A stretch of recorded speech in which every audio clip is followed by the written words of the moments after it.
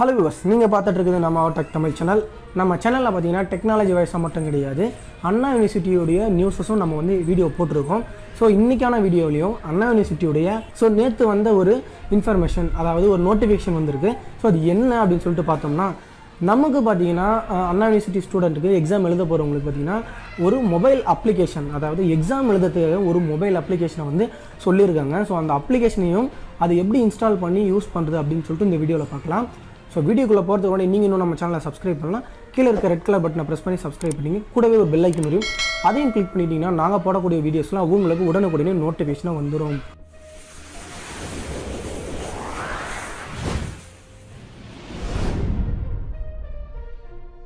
நேற்று பார்த்தீங்கன்னா நோட்டிஃபிகேஷன் வந்திருக்கு.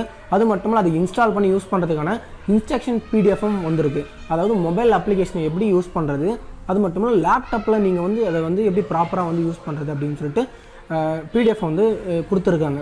ஸோ நீங்கள் மொபைல் அப்ளிகேஷன் எங்கே போய் டவுன்லோட் பண்ணணும் அப்படின்னு சொல்லிட்டு பார்த்தோம்னா, அவங்க வந்து எக்ஸாம் அப்போ வந்து லிங்க் அனுப்புவாங்க. அது மட்டும் இல்லை, நீங்கள் வந்து உங்களோட லாகின் பண்ணக்கூடிய அந்த ஸ்டூடெண்ட் லாகின் பார்த்தீங்கன்னா வரும் நம்ம அண்ணா யூனிவர்சிட்டியுடைய ஒரு வெப்பேஜில். ஸோ அது மூலிமா நீங்கள் உள்ளே போனீங்கன்னா உங்களுக்கு அந்த லிங்க்கை வந்து கிடைக்கும் அப்படின்னு சொல்லிட்டு சொல்லியிருக்காங்க. நீங்கள் எல்லாம் என்ன பண்ணுறீங்கன்னு பார்த்தீங்கன்னா, இப்போ இருக்கக்கூடிய தேர்ட் பார்ட்டி அப்ளிகேஷன்ஸ் நிறையா ப்ளே ஸ்டோரில் வந்து டவுன்லோட் பண்ணிகிட்டே இருக்காங்க. ஸோ அந்த எந்த அப்ளிகேஷனும் யூஸ் பண்ணாதீங்க. அது வந்து ஒன்றும் அஃபிஷியலாக வந்து இன்னும் அலௌன்ஸ் பண்ணலாம் கிடையாது. அவங்க என்ன சொல்லியிருக்காங்கன்னா, அவங்களுடைய லிங்க்கை வந்து அந்த மெசேஜ்லேயோ அல்லது லாகின் பண்ணக்கூடிய உங்களுடைய கேண்டிடேட் லாகின் ஸ்டூடெண்ட்டில் பார்த்தீங்கன்னா அந்த டீட்டெயில் வந்து கிடைக்கும் அப்படின்னு சொல்லிட்டு சொல்லியிருக்காங்க. இப்போது நம்ம என்ன பார்க்க போகிறோம் அப்படின்னும்போது, இந்த அப்ளிகேஷன் வந்த பிறகு நம்ம எப்படியெல்லாம் யூஸ் பண்ணணும் அப்படின்னு சொல்லிட்டு ஒரு இன்ஸ்ட்ரக்ஷன் கொடுத்துருக்காங்க பார்த்தீங்களா, அதை பற்றி தான் நம்ம பார்க்க போகிறோம். ஸோ அது எப்படி இன்ஸ்டால் பண்ணி யூஸ் பண்ணுறது அப்படின்னு சொல்லிட்டு பார்க்கலாம். ஸோ அதை இன்ஸ்டால் பண்ணி யூஸ் பண்ணுறதுக்கான அந்த ஒரு லிங்க்கை வந்து, அந்த பிடிஎஃப் லிங்க்கை வந்து உங்களுடைய ஸ்டூடெண்ட் அந்த ஸ்ட்ரக்சர் ஆப்லேயே வந்து பார்த்திங்கன்னா கிடச்சிருக்கு. ஸோ அதை வந்து ஃபஸ்ட்டு வந்து நீங்கள் என்ன ரெக்யர்மெண்ட் பண்ணணும் அப்படின் போது, உங்களுடைய சிஸ்டம் வந்து செக் பண்ணிக்கணும். உங்களுடைய சிஸ்டத்தில் வந்து பார்த்திங்கன்னா உங்களுடைய வெப்கேமும் அதே போல் மைக்ரோஃபோனும் வந்து ஆனில் இருக்குது அப்படின்னு சொல்லிட்டு நீங்கள் வந்து சர்ச் பண்ணி கரெக்டாக வச்சுக்கிங்க.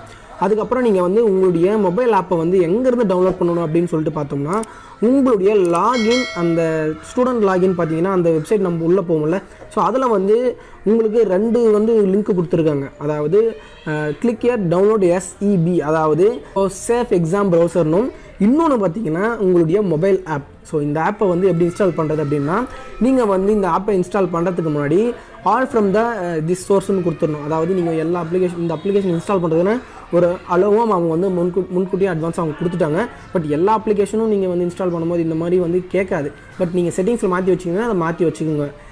இந்த அப்ளிகேஷனுடைய நேம் அவங்க வந்து என்ன கொடுத்துருக்காங்கன்னா, அண்ணா யூனிவர்சிட்டி எக்ஸாமினேஷன்ஸ் சொல்லி கொடுத்துருக்காங்க. ஸோ இந்த எக்ஸாமினேஷன்ஸ் அப்ளிகேஷனை வந்து இன்ஸ்டால் பண்ணப்போ உங்களுக்கு பார்த்தீங்கன்னா ஒரு சில பர்மிஷன் கேட்ஸ்னால் அதை வந்து அலோவ் கொடுத்துக்குங்க. ஸோ இப்போ உள்ளே நீங்கள் ஓப்பன் பண்ண பிறகு உங்களுக்கு அண்ணா யூனிவர்சிட்டி எக்ஸாமினேஷன் சொல்லிட்டு ஆப்ஷன் இருக்கும். அந்த வெல்கம்னு சொல்லிட்டு ஒரு ஆப்ஷன் போட்டிருப்பாங்க கீழே, என்டர் கேண்டிடேட் ஐடின்னு சொல்லிட்டு. ஸோ உங்களுடைய கேண்டிடேட்டுடைய ஐடியை வந்து டைப் பண்ணிங்க. சப்போஸ் நீங்கள் வந்து கேண்டிடேட்டுடைய ஐடி வந்து தப்பாக ஆகிடுச்சுன்னா உங்களுக்கு பார்த்தீங்கன்னா இந்த மாதிரி ஒரு நோட்டிஃபிகேஷன் வரும். ஸோ நீங்கள் வந்து மறுபடியும் ரீலாகின் பண்ணுறதுக்கான ஆப்ஷனும் கீழே வந்து கொடுத்துருக்காங்க. ஸோ அதுக்கப்புறமா உங்களுக்கு கிராண்ட் பர்மிஷன் வந்து உள்ளே ஓப்பன் ஆகும். நீங்கள் நார்மலாக உங்களுக்கு தெரிஞ்ச மாதிரி தான் நீங்கள் வந்து ப்ரௌசரில் வந்து யூஸ் பண்ணும்போது இந்த அலோவ் கொடுத்துருப்பீங்களே. ஸோ அதே போல் இதில் வந்து மைக்ரோஃபோனும் உங்களுடைய ஃபைல்ஸும் வந்து எல்லாமே அலோவ் பண்ணிக்கோங்க. அதே போல் ஆடியோ ரெக்கார்டு வந்து அலோவ் கொடுத்துட்டு உள்ளே போன பிறகு உங்களுக்கு பார்த்தீங்கன்னா exporting sensitive info during casting and recording இருக்கும். ஸோ இது வேறு ஒன்றும் கிடையாது, உங்களுடைய டிஸ்பிளே வந்து ஸ்க்ரீனை வந்து அலோவ் பண்ணுறது. ஸ்டார்ட் நவுன்னு கொடுத்தீங்கன்னா வந்து ஆட்டோமேட்டிக்காக வந்து உள்ளே வந்து போக ஆரம்பிச்சிடும். இது நார்மலாக பார்த்தீங்கன்னா ரன்னிங் வந்து குரோமில் ஆனாலும் சரி அல்லது ஃபயர்ஃபாக்ஸில் ஆனாலும் சரி, தயவுசெய்து எந்த ஒரு தேர்ட் பார்ட்டியுடைய ப்ரௌசரையும் யூஸ் பண்ணாதீங்க. அது என்ட்ரியும் ஆகாது. அதனால தான் நிறைய டெக்னிக்கல் இஷ்யூ வருது. ஸோ நீங்கள் உள்ளே லாகின் பண்ண பிறகு நார்மலாக நீங்கள் வந்து எக்ஸாம் எழுதுன மாதிரி தான் க்ரோம் ப்ரௌசரில் உங்களுடைய ஐடி அப்புறம் டேட் ஆஃப் பர்த். ஸோ இந்த அப்ளிகேஷன்லேயே வந்து டிஃபால்ட்டாக இருக்கிறதுனால எந்த ஒரு பிரச்சனையும் கிடையாது. நீங்கள் நார்மலாக வந்து க்ரோமில் எப்படி யூஸ் பண்ணிங்க பார்த்தீங்களா. ஸோ அதே மாதிரி தான் எக்ஸாம் எழுதுறதுக்கு முன்னாடி உங்களுக்கு வெல்கம் யுவர் அசஸ்மெண்ட்னு சொல்லிட்டு வந்துடும்.